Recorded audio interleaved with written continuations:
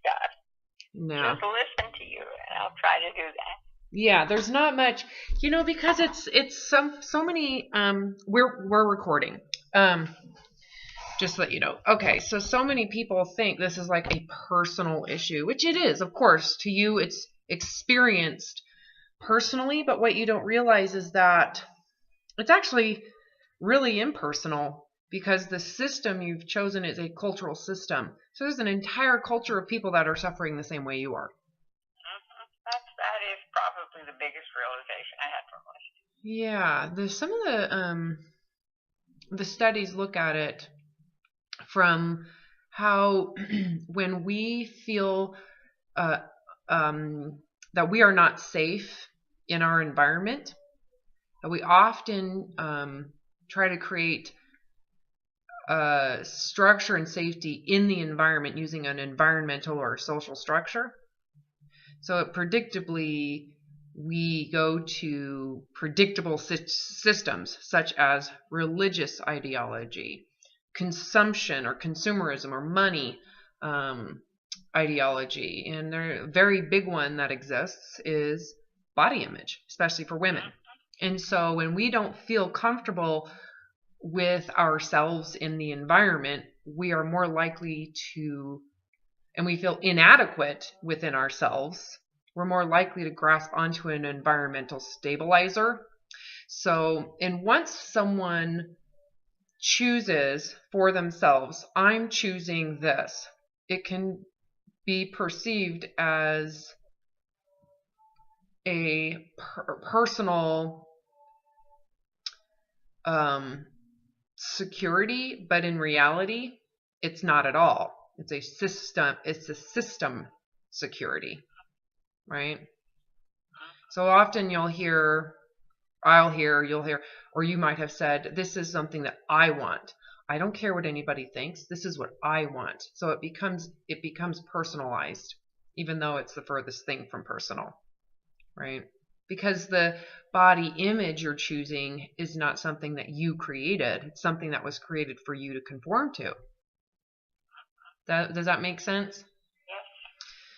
So when people come out of recovery or they're in the recovery process, I think it's important to witness, oh, I thought this was my protective mechanism. When in reality, of course, I chose it, but it's a systems way of thinking that I'm using. It's not me, it's the system. I didn't elaborate that way, but I did use as how important I thought I was for you to know, like, and then what made me laugh is she already knows you. Enough. Yeah, it is. It's enough. It's kind of, some of the history stuff, it's irrelevant for a lot of people. It is relevant, I think, to look at later in hindsight, to go, where did this begin? But you don't have to know all of that to recover, So you were saying last night you went out to thank these people who were caring for you, did everything that truly loved you when you were hospitalized and dying. You had gone out, and it was really the first time that you put yourself in harm's way. Now, I put yourself meaning the old bulimic, anorexic self in harm's way. So, right. So when you were in that restaurant, and you ordered this amazing, delicious food, spending hundreds of dollars to celebrate and to thank these people and to love them, before, what would you have done? I would have eaten whatever I wanted and throw up. That's absolutely, positively what I would have done. Yeah. So what kept you from throwing up?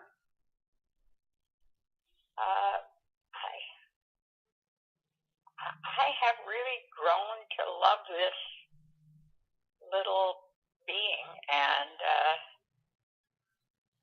that will hurt her. And I have vowed to do everything I can to not hurt her.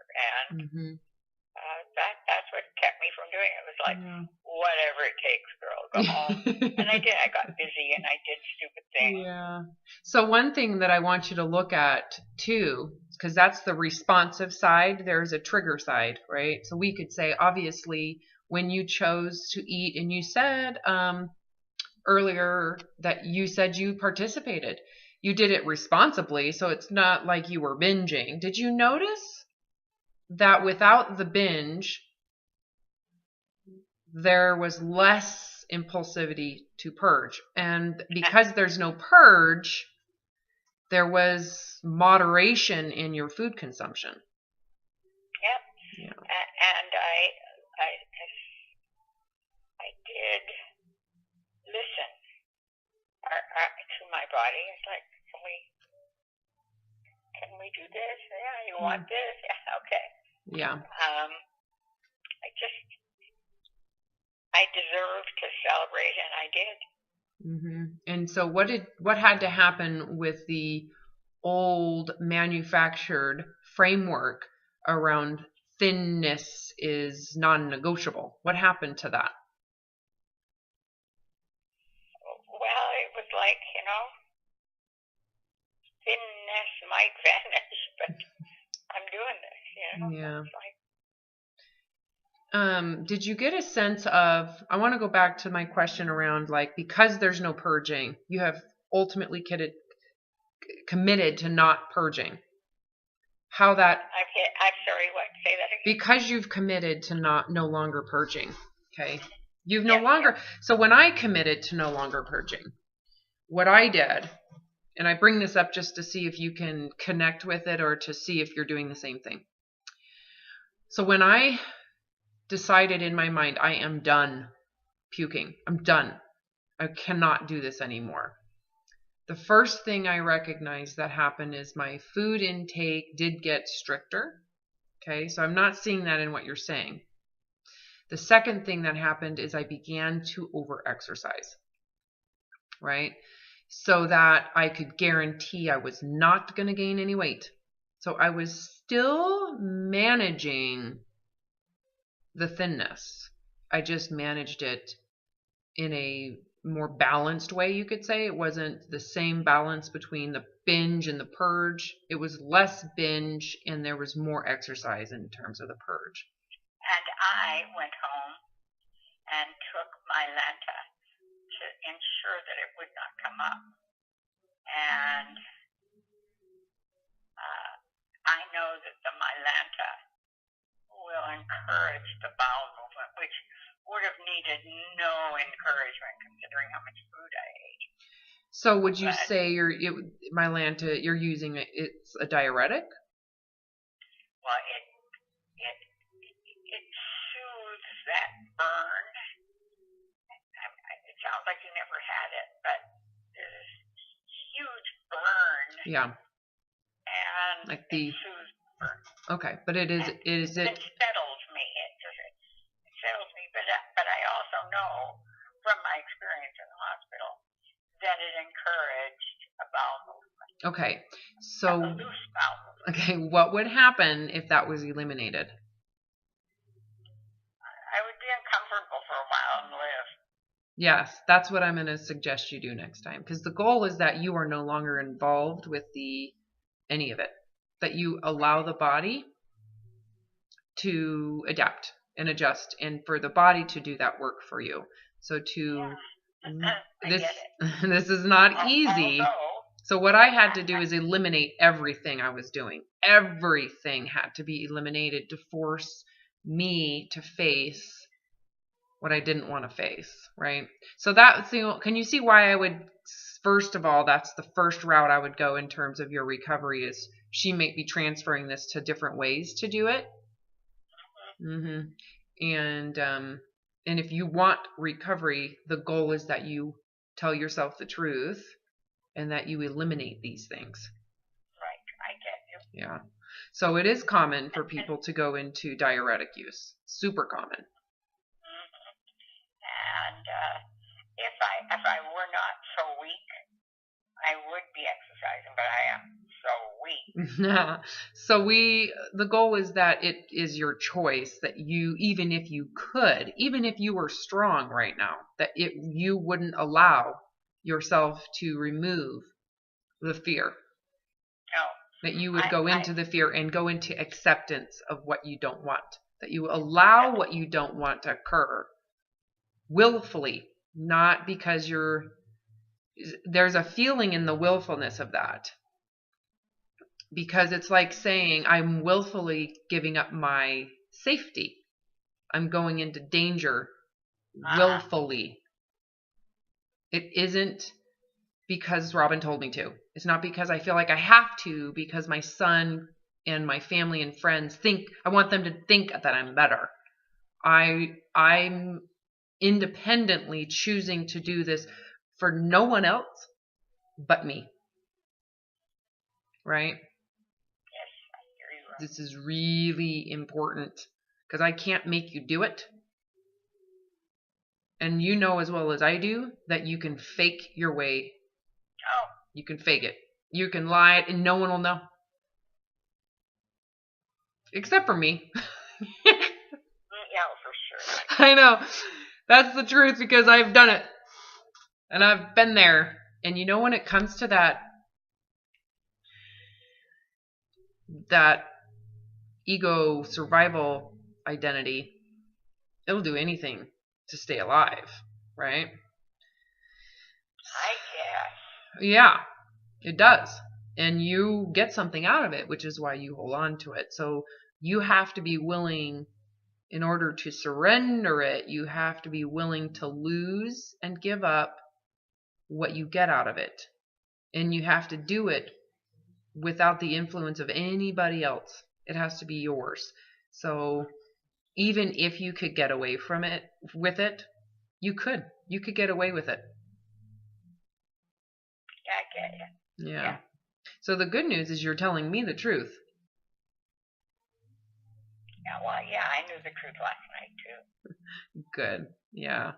So we just need to get you to go back into that. I was absolutely thrilled with eating everything I ate. I just sat there and it bothered me, and I'm going to say something today, that one of my friends said, I've never seen you eat that much food ever. I don't want to be watched that way. I didn't say to her, you're the only one who had 5 drinks, Well, see, that was being defensive. So what you have to realize is that this eating, the way you've been eating, because you and I both know you would eat, but it was in isolation and in total, like, hiding. Probably. I'm making an assumption here. You'd binge in private, so no one ever really saw it. So what the persona, the persona that you presented publicly was a lie. It was a total sham.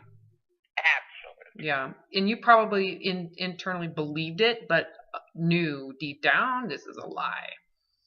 So that liar needs to expose itself. And the witness of people seeing the truth is not actually wrong. Where is the wrongness? If we were going to play that game of right and wrong, where is the wrongness? Is it that she noticed you're eating more? Is it that you were eating more? Is it that it's noticeable? Or is it the lie that you portrayed before that is being exposed?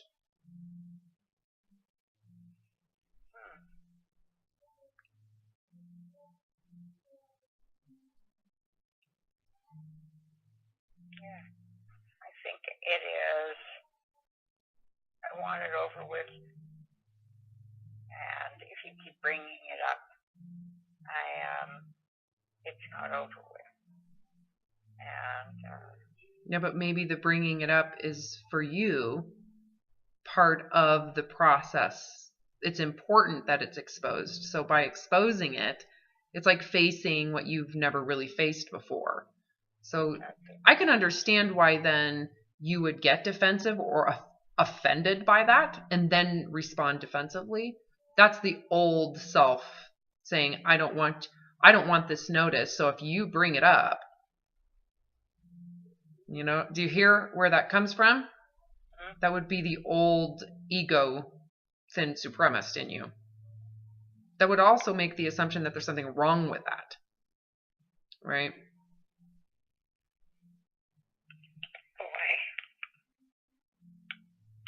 Yeah. I see the tie. Okay, good. And I still feel defensive. I mean, at this moment, it's like, I don't say anything about your bullshit. Why do you have to bring up mine? Well, you know what? And that would be your reaction to it, right? So that's your way of saying, instead of accepting what you're doing, you're assuming that it's wrong and that she is pointing out wrongness in you. See, this is the thin supremacy talking. What's wrong with eating? I want to talk to you. We've kind of gone back and forth between the old ego self and then there's reality. I want to talk to you as a real person. Is there something wrong with eating? Should we feel bad about it? Should it be something that you should be ashamed of? No. So that's when she said, "Oh my gosh, I've never seen you eat this much." You projected shame onto that.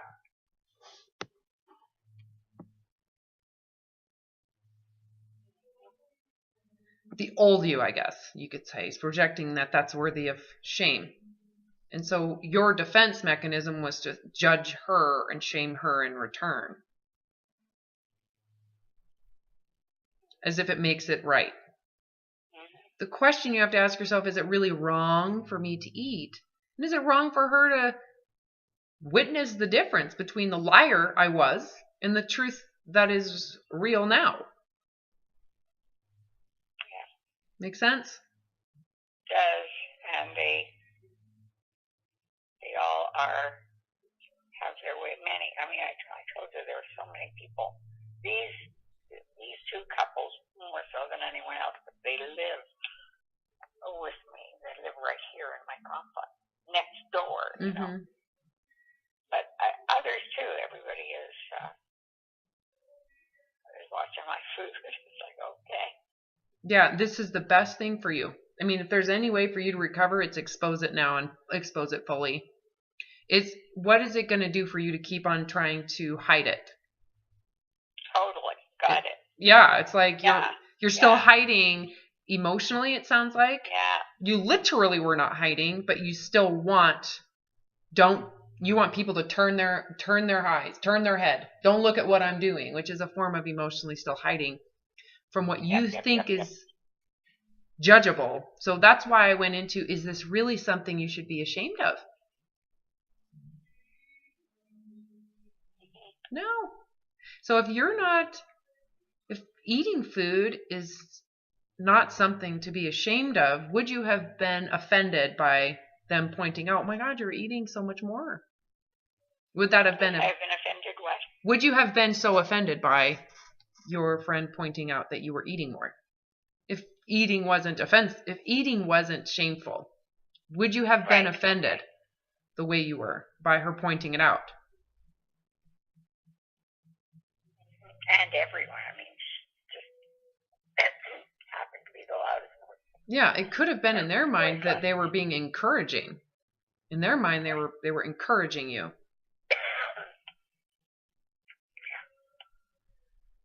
Right.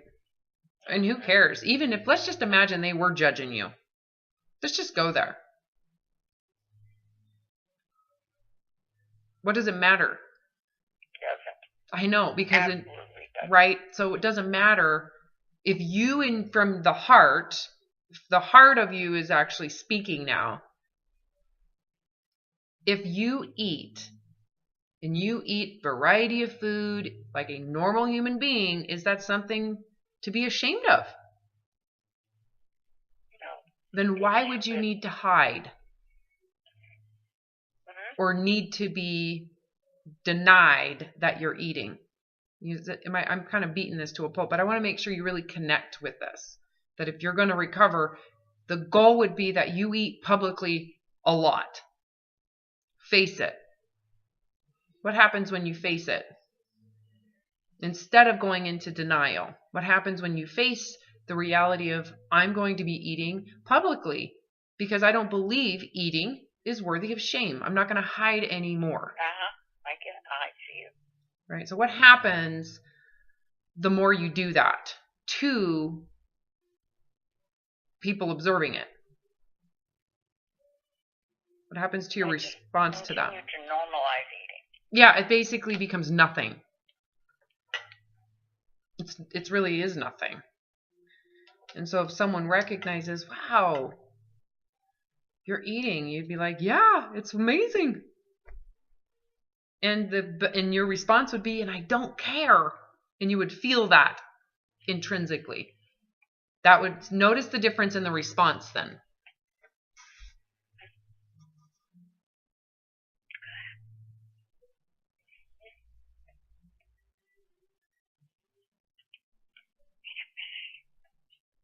So are you kind of seeing where, there's this process for you isn't going to be like, I mean, it can be quick, but right now, are you noticing that some of that old pattern is back? It's here. It's still there. Yes. Okay. So I would not have without your guidance, but I certainly see it. Okay, good. So what this is going to take, what it took for me, let's start with what it took for me, is an abrupt elimination of everything that I was doing that was protecting me from what I didn't want. So I removed the calorie count and the portion controls. I removed I cannot eat this and that. I took away all concepts of bad food and good food, eliminated it all. I removed all exercise. And I I knew that this wasn't permanent, but I knew that until I had resolved this, exercise could not be included in any way in my life. I refused to exercise, and I refused to purge, and I refused everything to prevent any form of weight gain. And I forced myself to eat quote unquote normal, whatever that is. So in my head, I was like, I will eat like I don't have an eating disorder. So whatever normal is. So the last time I could recall normal was like what I would feed a child. So I started with macaroni and cheese, like Kraft mac and cheese, and I forced myself through the fear to add the butter, add the milk, the other thing was like peanut butter and jelly. That was something that I ate as a child, but that had been demonized through the radicalizing of my dieting, right? So I made a peanut butter and jelly sandwich, and I used normal bread, and I used regular peanut butter, and I did not measure anything. Right? Yeah. And so I waited until I was hungry. So I knew I'm not going to time this. So you should have seen the sheets that I used to write out with timing and per specific. I would create charts the day before of what time I would eat, exactly what I would eat in the portions and the measurements of what I would eat, correlated with the calories that was in it. Okay? I'm not as strict as you were. That's okay. You might be doing it in a different way. And I make sure that I have protein because I'm not a fabulous eater. I'm just not. I don't love food. Yeah. Well, so what you have to do is you have to become less, you have to get rid of your controllingness around it. So you might not control that way, right? You might control in a different way. Yeah. So I'm sure that I try to eat 3 times a day. And yesterday I was way too past lunch, knowing I'd have a quick dinner anyway. I would have eaten lunch, but anyway. Yeah, so don't skip over what you just said, because that's very dysfunctional. It's common. It's actually commonly taught to do that, but it's very dysfunctional. So you're trying to create balance by starving on one end, so you feel that you can compensate on another end. That's a space, right? Would you suggest a child do that? Just starve your child all day. because we're going to have a big dinner. Yeah, I didn't. I mean, quite honestly, I didn't think that. Oh, I'm going to have a big dinner. First of all, we didn't plan it until like 3:30. So you just told me you underate knowing that you were going to be going out to dinner. But at 3:30, I was like, Gail, you have not had a bite of lunch. And then I went, well, forget it. I'm going to eat big tonight. Yeah. But you're right. I controlled it. I did and I didn't. I accidentally went past the lunch hour. And then once I realized where I was like, well, it'll wait another couple of hours. So, well, and there's some truth to if you were not hungry, why you wouldn't eat. But if you were hungry and decided, you know what, I shouldn't eat now because I want to, you have to think about the context of why, context of why. So there's been times where let's say I'm going out on a date with my husband and we're going to go to a fancy restaurant and I'm hungry, let's say around 3 or 4, but I know I've got reservations around 7. So should I just starve myself? No. But I don't want to eat a bunch of food and then not be hungry for dinner, right? Don't you agree that if I chose to eat at 3 or 4, whatever that time is, to pacify the physical pain that hunger is, and then I moderated the amount so that I never really fully satiated myself so that I could be hungrier later. That's functional. If I were to not eat at all, what do you think is going to happen to the amount of food I would have eaten later? Right. Way too more. It's just not healthy. So, but the context for why. So if you did not eat because you thought, well, if I eat now, I'm going to be eating too much because I'm going to eat again and then I will gain weight. That's the context that has to be permanently eliminated from your thought process. Right? Am I confusing you? No, you're not. You're just being so direct about things. Perfect. Yeah, well, because you have to be able to do this on your own because I can't be there to go, Yeah. You have to call your own bullshit when the bullshit happens. And you have to go inward and ask, well, I'm hungry right now. If I eat a little bit, at least I will. It's like taking care of a child. You wouldn't feed them a meal right now, but you would give them something to tide them over. That's caring. That's loving for the body. That's actually honoring the life and the messaging it's sending you in that moment. The random moments it sends messages for you to do something, you just go freaking do it. Be like saying, I need to go pee, but I know I'm going to need to go pee in 2 hours. So I just should hold my pee for 2 hours so that I only go pee once. Right? It's like, well, if you're hungry now, you could eat now. You just don't need to eat so much that you end up not being hungry. What happened to eat an apple, have a snack? I think I did. I think that at that time, I took out, how you buy those little 6-packs of applesauce. I think I had an applesauce yesterday. I can't guarantee it, but I think I did. Well, it doesn't matter. I didn't want to be starved. Right? Yeah, well, good. Yeah, well, that's the goal, is that you listen to the body, and the body is going to be what directs everything now. So even the idea that you... I did do that yesterday.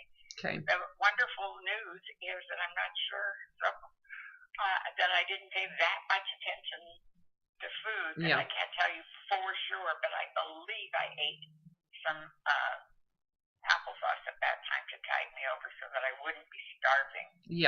Yeah, which sucks. It just sucks. It physically is painful, and you end up being irrational when it comes time to eating dinner. Insatiable almost. So, and that for many people is a trigger to feeling like you've done something wrong, you ruined it, and then there goes into the negotiation around, poor me, I'm going to be fat, what do I do? How am I going to get rid of this painful feeling of overconsumption? So if we were to rewind last night, I would rewind until the point that you said, I'm going to take this diuretic to help soothe my stomach, to get this moving. I would have said, you need to let the body do this. Let it regulate itself and get its own system working. Stop manipulating that system to placate your issues. Don't feed your issues anymore. In a way, what we're trying to do is starve and commit suicide to the old identity. So when I was telling you that I eliminated all this stuff, it was like I stopped feeding the survival Robin thin supremacist. She died. I literally killed her, if that makes sense, because I refused to feed it. I refused everything possible and willfully chose that I would reconnect with the body unconditionally. So the connection I had with the body, only when it was thin, I surrendered, right? I sacrificed that,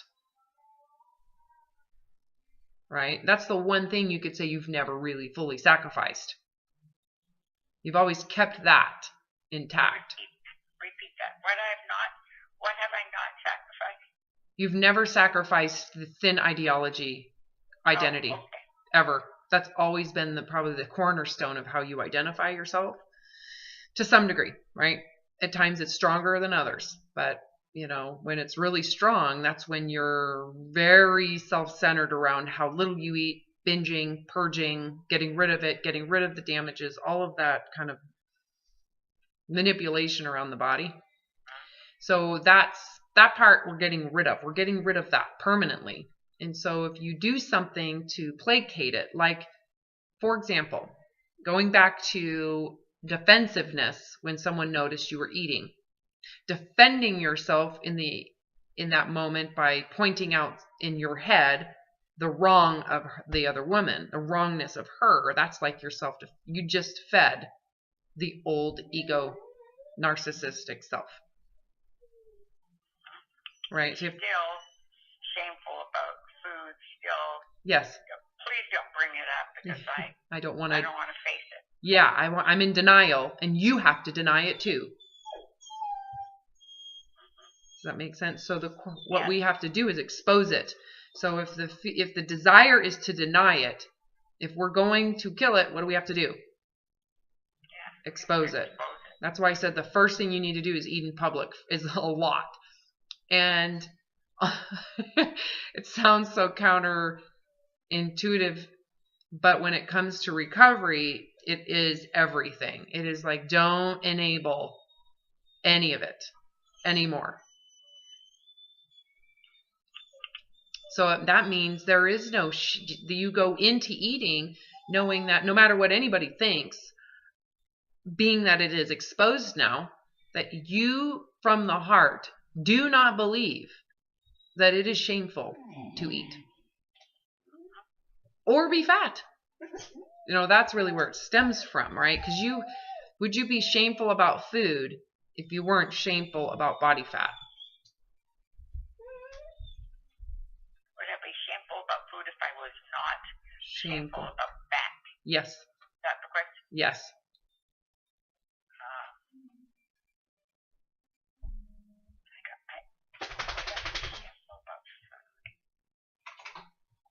Yeah, I guess that is a tie-in. The shame over food is the fear over fat. So, yeah. You got it.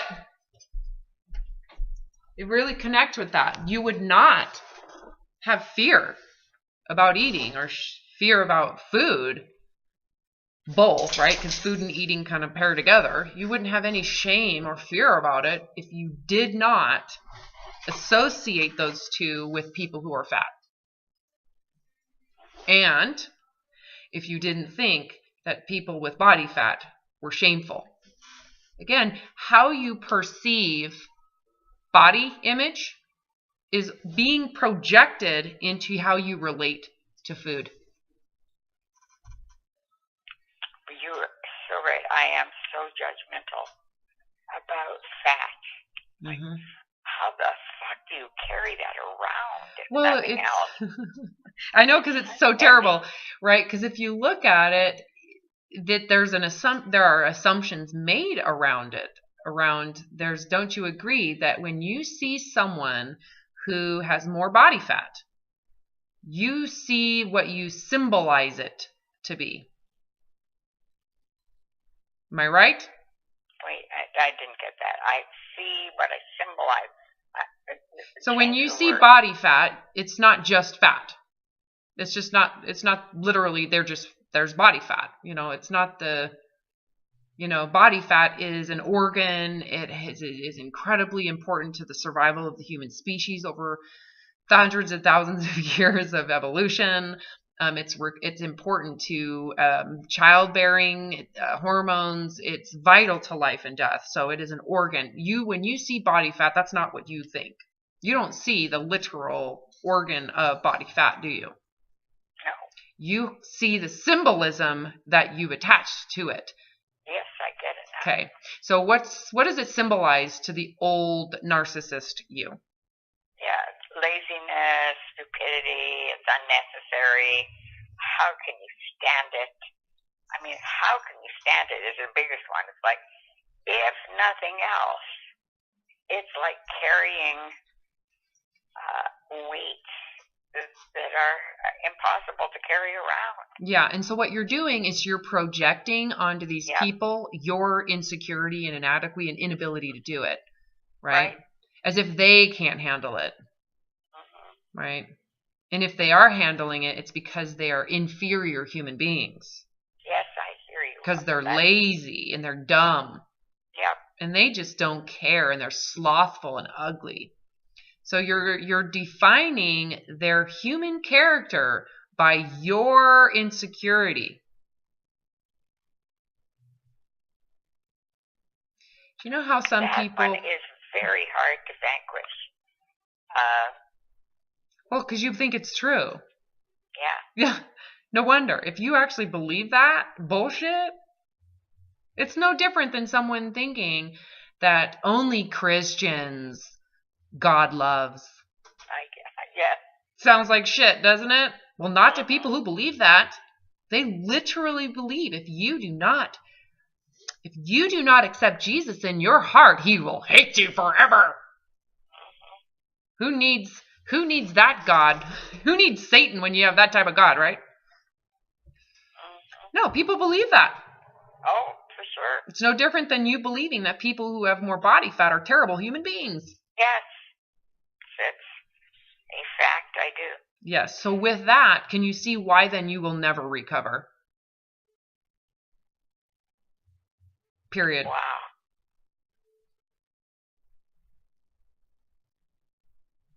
How can you recover if you hold those beliefs?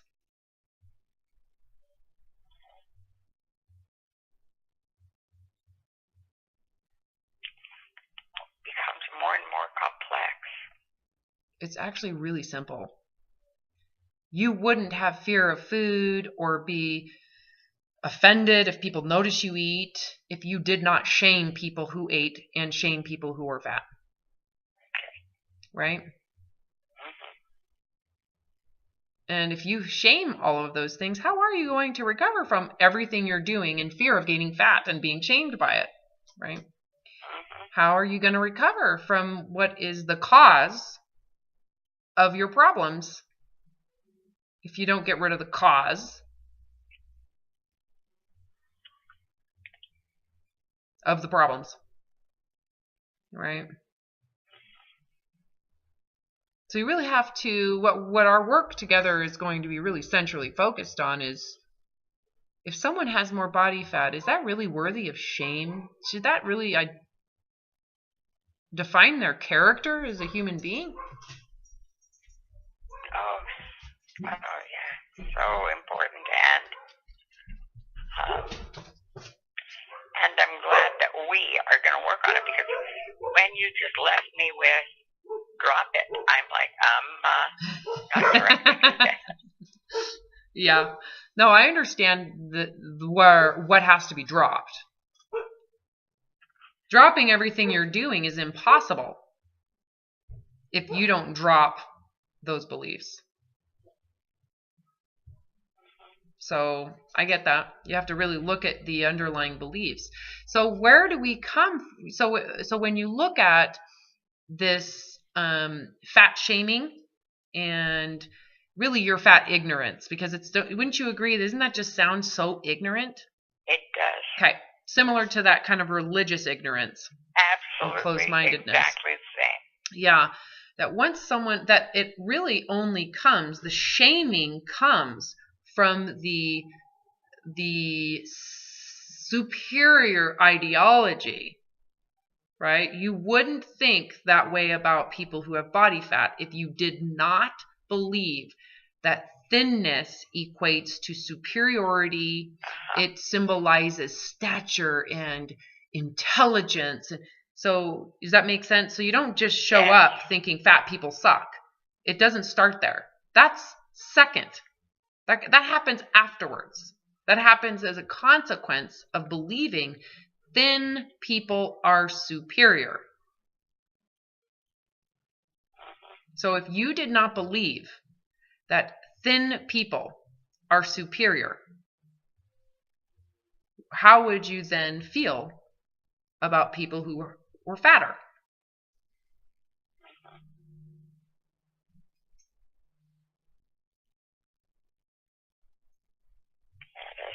A fact. So that's important for you to see that when you're a major challenge. When you're grading someone, the ideal is how you grade someone. You don't give someone an F unless you know what you think an A is. Right? Because you're comparing the body of others to a body that is superior. So the relative difference is what you're using. So let's say the image in your mind which isn't even your image. It's an image given to you by thin supremacy. It's a cultural dogma. Okay. If you did not say, yes, that's true, thin people are superior, you wouldn't believe that fatter people were inferior. Okay? Yes. So if we remove the thin supremacy and dogma, it's no different than, again, it's like taking a spectrum of religions and putting Christianity at the top, and then from there diminishing the value of all the other belief systems, even if they're equal in terms of what they're teaching. I see the similarity. Okay, or a person's whiteness. Okay, let's just take all white blonde people and put them at the top. And then as your hair gets darker and your skin gets darker, you get put towards the bottom. Make sense? Yes. So how do we grade people who are darker? Well, you grade them by the whitest of whiteness. Right? So it starts with the idol that you've given superiority, and you've attached symbolism that gets sacred. It's a sacred idea. So this is where, looking at dogma is very important to where you've created these belief systems, right? So dogma, by definition, is a belief or set of beliefs given to you by an authority figure that is given sacred knowledge. You give them they have knowledge that you don't have. So you are inferior to the authority. Okay, that's important. That a belief or set of beliefs given to you by someone positioned in authority over you. And these beliefs are not to be questioned or denied. They are sacred truths, or another word used is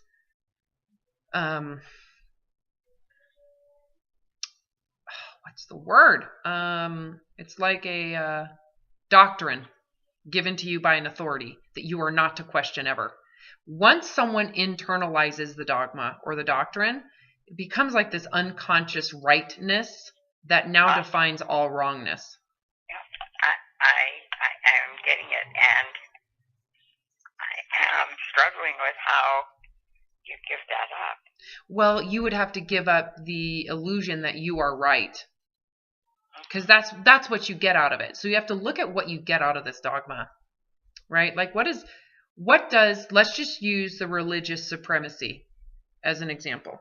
So a radicalized Christian, if they gave it up, what do they lose? Their whole function. Well, yes, but in reality, what they lose is their narcissism, their sense of superiority. Yeah. I'm not special. I'm not above you anymore. Now I'm equal to you people.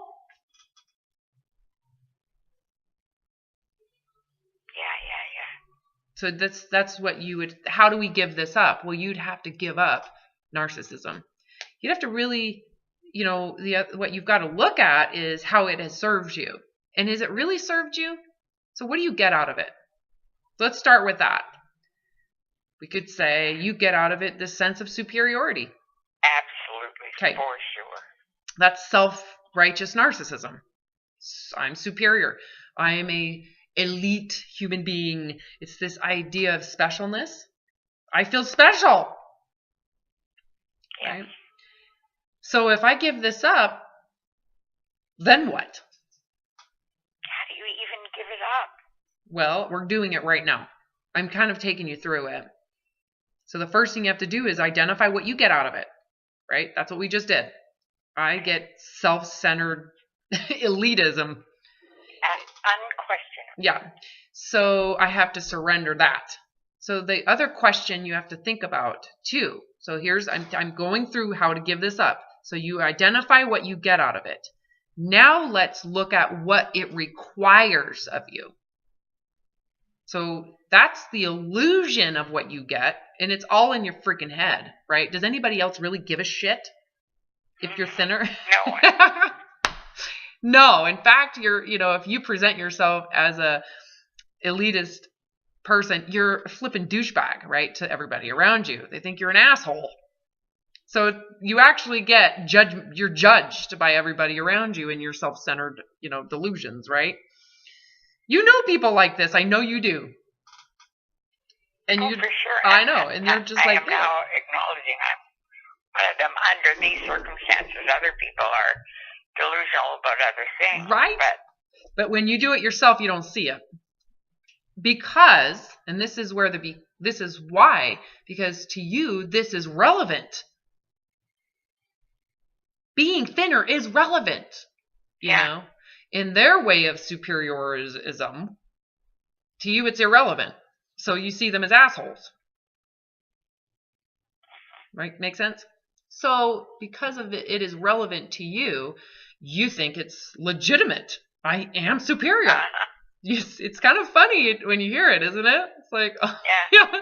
It's just silly junior high adolescent dumbness, it's like emotionally. It's like being emotionally special needs, if you know what I mean. I do. I so relate. It's just funny. It's worthy of laughing at. It's funny. Don't feel bad about it, but acknowledge that it is absolutely so immature. Just super juvenile. A game. It's a juvenile game.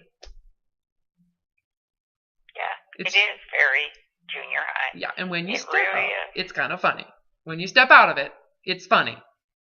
Because it's all delusional, right? Anyway, so you look at the delusion of what you think you get out of it and the cost that it costs you.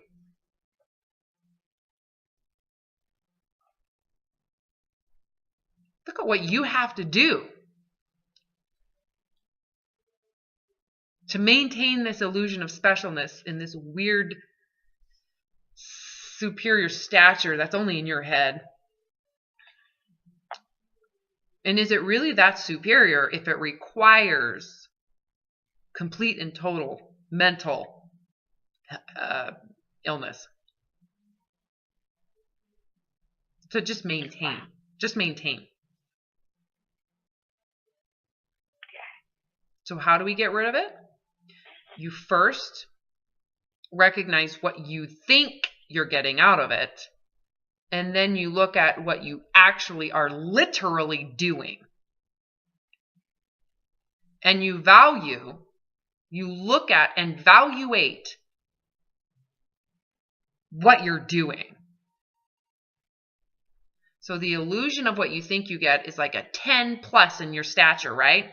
Thinness means I've made it in the world. But let's look at the reality of what you have to do to keep it. What would you rate that? Hard work. Very hard work. It's way more than that. It's not just hard work. You're living in Dante's Inferno of hell. You're in hell.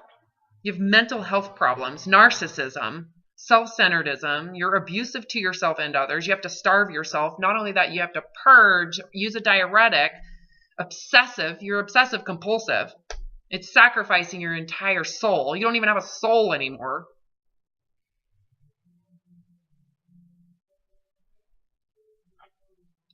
Right? It's like you're now a slave to that idol. And it's all a lie. Right? It's a lie. It's not even real. Right? So right now you and I are working together to get rid of the suffering part of it, right?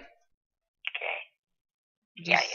So how do we get rid of the suffering part if you still hold on to the narcissism of it, the desire for the superiority?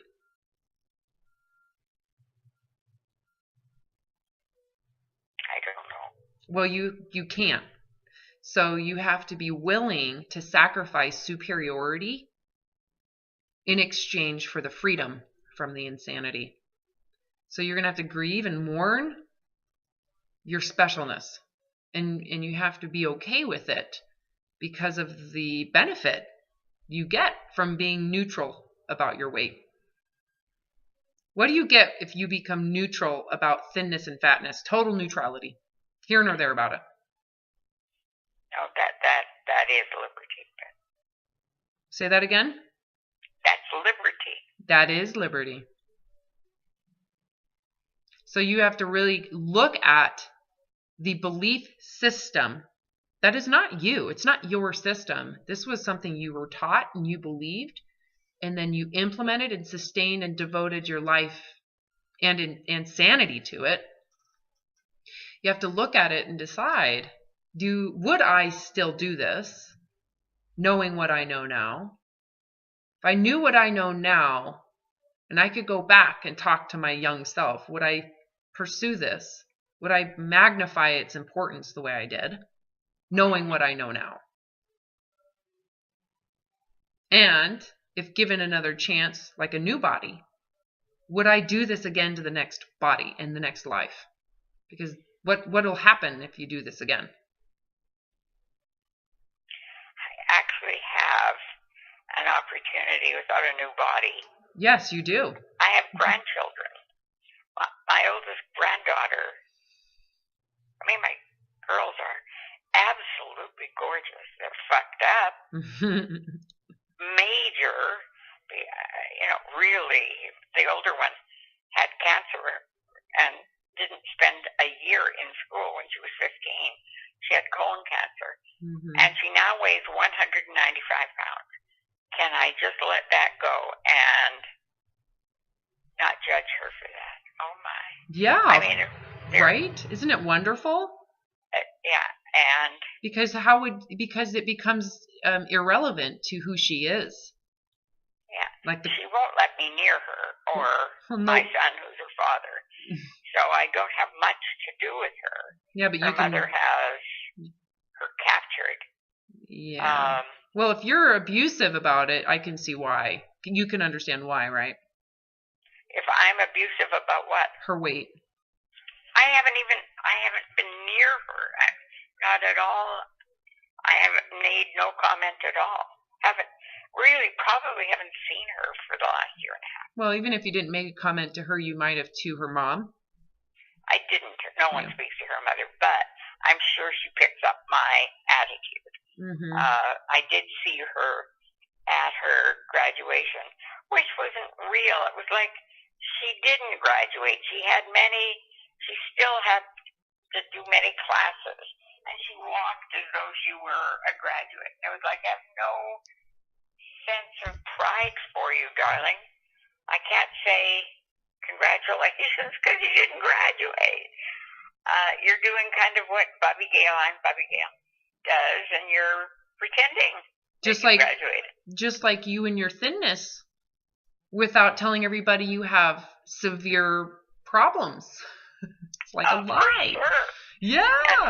So but the truth is, it's like it sounds like you really don't love her at all. You love it does sound like that. Well, it is the truth. You actually love the systems that you're imposing on her more than the actual person. Yeah. This just is a lot about your own sense of value coming from your being conformed and brainwashed, right? Yes. Yeah. So none of those relationships will ever change unless you can recontextualize what it really means to be loved within yourself.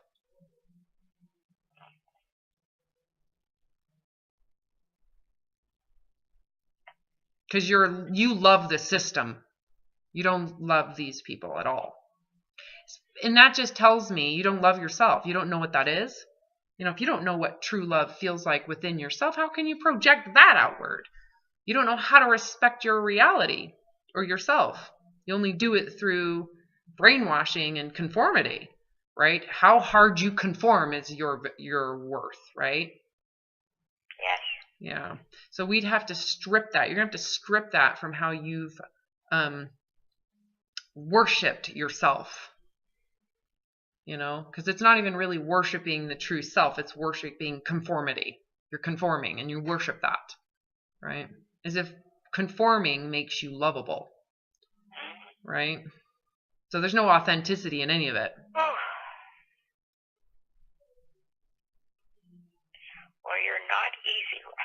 Well, no, because the goal isn't to enable you to keep on doing the same bullshit, narcissistic asshole life you've been living. The asshole needs to be exposed. Again, this isn't you. You've just been brainwashed and you've taken on the position of narcissistic superiority with it. So it's, your suffering is good. It's your karma, So, but I believe it's all fake. So it's not real. It's all fake what you're doing. That's good news. It's all lies. The truth is underneath it all, and that's what we need to get to. Is to the truth. Right. The truth is that you're no different than every person out there. You are no different than the pieces of shit that you judged. You are the same piece of shit. That's the truth. So then you get to question, if that is the truth, is it really a piece of shit? If I don't do it perfectly, does that mean I'm really a bad person? Is there no compassion for a child going through horrible disease and illness to want to be with her friends and to participate in a graduation with the people she grew up with? Is there no compassion? You know what I mean? Yeah. Well, there will be no compassion if you don't have it for yourself. So we have to start with yourself. And that's where we have to go in and kind of rip out everything that makes you feel good about yourself. We have to rip it out because it's not real anyways, right? It's all facade oriented. True. Yeah. So we have to get rid of what makes you feel good, and it's going to feel like shit, right? So then there's all this cognitive dissonance. And I'm the one that has to help you. I don't have to, but I am choosing to be that for you. It's hard to do it, without a guide, without someone else saying, I I concur. I couldn't do it myself. Yeah. I wouldn't think these things. I wouldn't I wouldn't realize that that not vomiting is the only goal. Oh, we have to. That is just. That is like superficial. Right. That's just like. That's how you manage your narcissism. So. We got to get into the actual realms of darkness that you are using to pretend that you're special. You know. This work is very direct, as you can tell, and it's going to be very rapid. If you are willfully doing it, then it's going to be very rapid transformations for you, because it will be so apparent and obvious to you what has to happen. It's not just me convincing you, it will be obvious to you what you've been doing and what has to change for you to basically do this over before you do die. And get another body to fuck up with, a new life. If you don't figure out how to do it with this body in this life, you're gonna have to figure it out with the next one. How's that gonna work out? It's gonna work out the same way this one did. So why not figure it out with this one? You've already fucked it up. What do you got to lose, right? Oh, I agree. I mean, I know. It's like a blank slate. Let's just figure this out. I